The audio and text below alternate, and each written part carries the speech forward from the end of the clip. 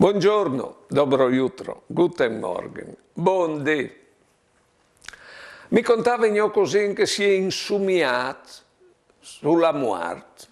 Allora mi diceva, si è presentato l'agno de morte e mi ha detto, tu hai di venire con me. E io gli ho detto, aspetta che ho in valise, è certo di fare le valise.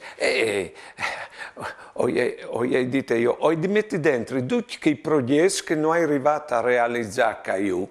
Ah, l'ha detto lui.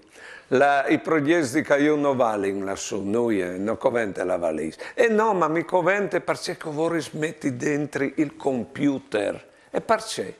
E per restare in comunicazione con la TIA stando lassù.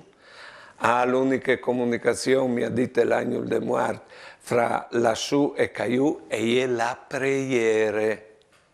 Sì, ma o vorrei, alla insistito così, o vorrei mettere dentro i diari de vite che hai fatto Caiù, in modo di impensare quando sono lassù.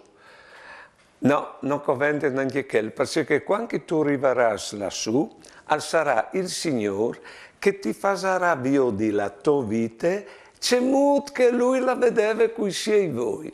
Allora, se è così, benedetto, provi a farsi imprestare già di come i suoi voi per vedere la nostra vita. Buone giornate e buone vite.